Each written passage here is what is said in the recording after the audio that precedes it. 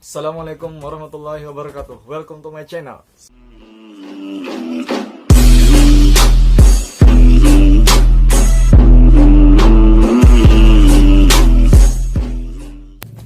Halo teman-teman, kembali lagi bertemu saya Dani, atau biasa di YouTube channel ini Dani_GRRR. Hari ini saya akan mengajak teman-teman sedikit belajar tentang bahasa Indonesia. Jadi yang pertama yang kita bahas yaitu penggunaan kata di dalam bahasa Indonesia. Nah, bagaimanakah penggunaan istilah kata di dalam bahasa Indonesia atau dalam penulisan bahasa Indonesia yang baik dan benar? Terkadang masih banyak orang yang salah dalam penggunaan kata di ini. Apakah kata di itu dipisah atau digabung? Jadi sebenarnya kata di dalam bahasa Indonesia itu terbagi menjadi dua. Yang pertama, kata di merupakan kata depan. Yang kedua, kata di merupakan kata imbuhan atau kata kerja pasif. Nah, yang pertama, jika kata di merupakan kata depan, maka istilah di itu harus dipisah. Nah, jangan digabung menjadi kata depan, misalnya kata depan pada tempat atau waktu ataupun suasana. Contoh, kata di menjadi kata depan dari tempat, misalnya di rumah, di jalan, di sekolah, dan lain-lain. Maka penggunaan kata di situ harus dipisah.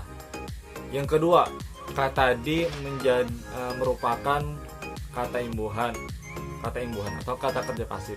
Nah, ini maka penggunaan kata di situ haruslah digabung. Misalnya seperti dikejar, terus dimakan, diminum, dirindukan ataupun disayang, dan lain-lain, masih banyak. Jadi maka penggunaan kata di situ haruslah digabung, jangan dipisah. Baik. Mari kita masuk kepada pembahasan selanjutnya, yaitu pembinaan dan pengembangan bahasa Indonesia. Pembinaan dan pengembangan bahasa Indonesia dalam Indonesia kita ini harus dibina dan dikembangkan lagi. Alasannya yang pertama, soalnya masih banyak yang belum bisa serta memahami menggunakan bahasa Indonesia dengan baik dan benar. Jadi masih banyak yang salah dalam istilah-istilah atau kaidah-kaidah dalam bahasa Indonesia yang baik dan benar. Yang kedua, masih banyak yang malu ataupun gengsi menggunakan bahasa Indonesia.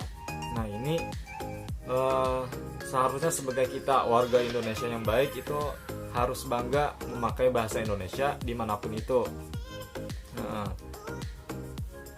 Sebenarnya malah banyak anak muda kita sekarang ini malah lebih bangga menggunakan bahasa asing, bahasa asing dan bahasa lain-lain. Sebenarnya tidak ada larangan untuk kita mempelajari bahasa mereka atau bahkan menguasai berbagai bahasa luar. Akan tetapi kita sebagai warga Indonesia jangan sampai melupakan bahasa negara kita sendiri, yaitu bahasa Indonesia.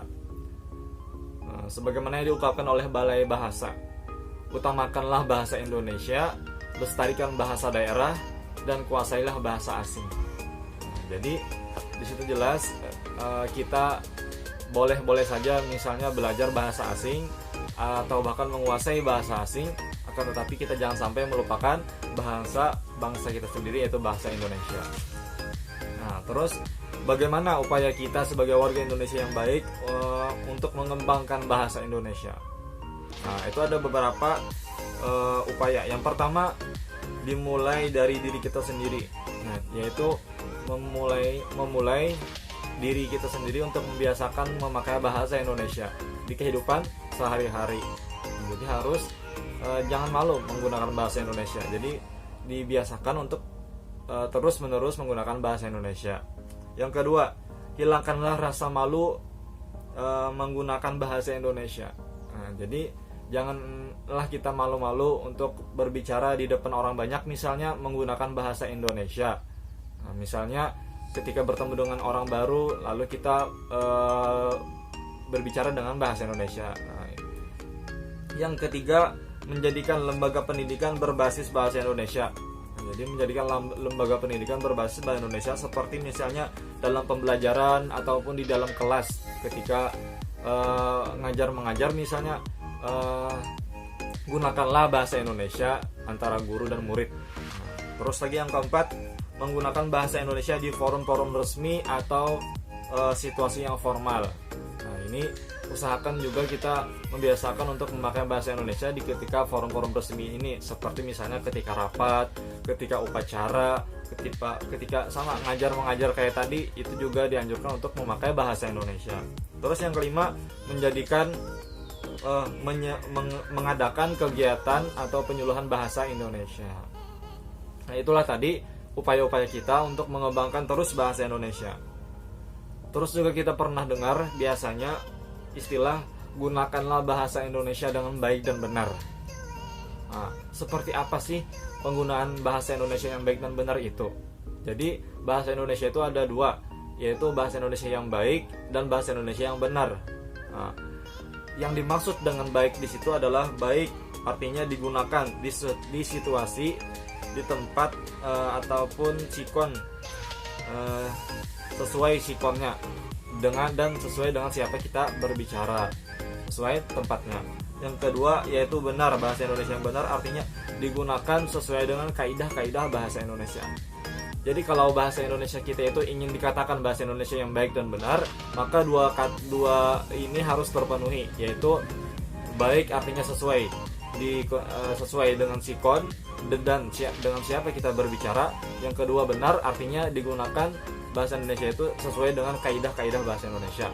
Jika satu saja yang terpenuhi, satunya tidak, maka belum bisa dikatakan sebagai bahasa Indonesia yang baik dan benar. Misal kita ingin kita sedang berbelanja di pasar tradisional misalnya, dan kebetulan penjualnya itu adalah seorang nenek-nenek yang mana beliau ini tidak pernah sekolah dulunya atau belajar bahasa Indonesia dengan baik dan benar. Lalu kita ketika itu berbicara dengan bahasa Indonesia yang baik, misalnya dengan benar. Nah, misalnya berapakah harga ini, berapakah harga bawang ini, apakah ini masih bisa kurang? Jika tidak bisa kurang, maka saya akan meninggalkan nenek. Nah, seperti itu sebenarnya tidak sesuai dengan situasinya.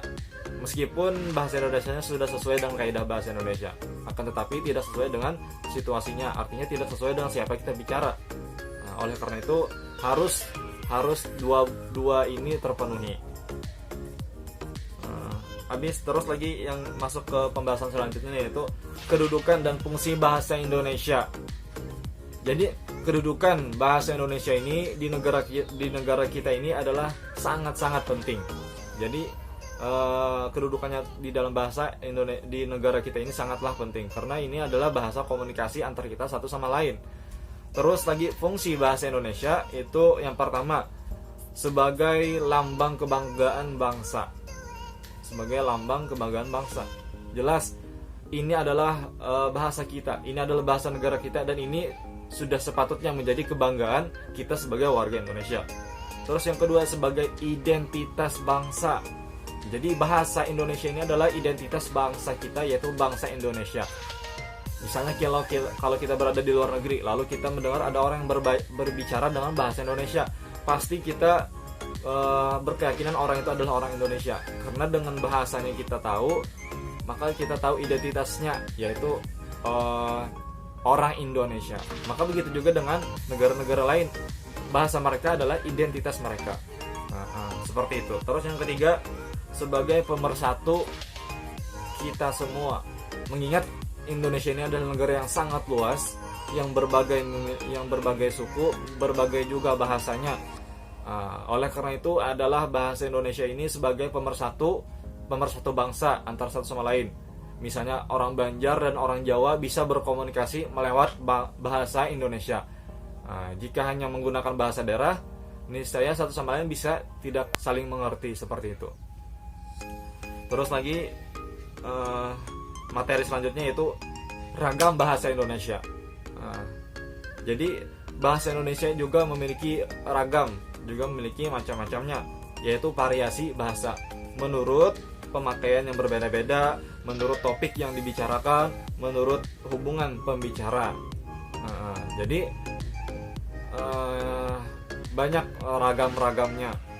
Contohnya misalnya kalau kita berbicara dengan seorang dokter, pasti nanti kita akan mendengar istilah-istilah kedokteran yang mana kita jarang mendengarnya. Atau kita berbicara dengan orang yang ahli hukum dan orang-orang yang spesialis lainnya, niscaya kita akan mendengar istilah-istilah bahasa mereka yang jarang kita dengar, seperti itu.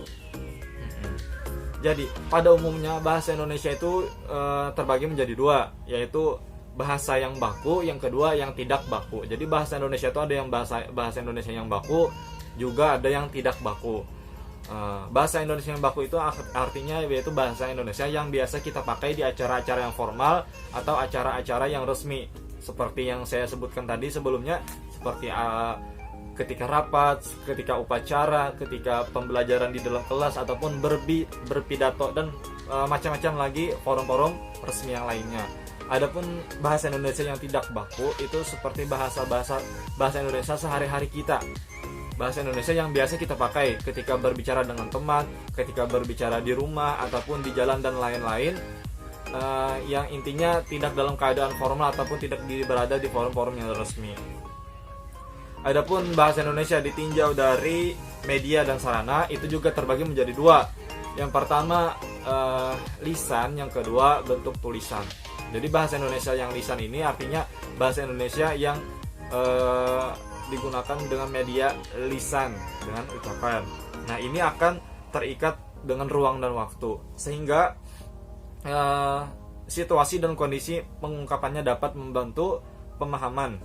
Nah, jadi penggunaan bahasa Indonesia dengan lisan ini akan lebih cepat membantu pemahaman antar kedua pembicara dan yang kita ajak bicara. Dan juga bahasa Indonesia dengan menggunakan media lisan ini lebih ekspresif, di mana mimik, intonasi serta gerak tubuh dapat bercampur menjadi satu, dan ini juga akan sangat mendukung komunikasi antar dua orang tadi. Jadi lebih membantu komunikasi antar keduanya. Yang kedua, adapun bahasa Indonesia dengan media tulisan ini tidak terkait dengan ruang dan waktu, sehingga diperlukanlah kelengkapan struktur agar dapat dipahami dengan mudah dan benar. Jadi seperti itu pembahasan kita mengenai bahasa Indonesia sedikit tadi yang kita bicarakan. Intinya usahalah agar kita supaya membiasakan diri untuk memakai bahasa Indonesia. Baik, sekian pembelajaran hari ini. Jika terdapat kesalahan dalam kata ataupun ucapan, saya mohon maaf. Sekian dulu video dari saya. Wassalamualaikum warahmatullahi wabarakatuh.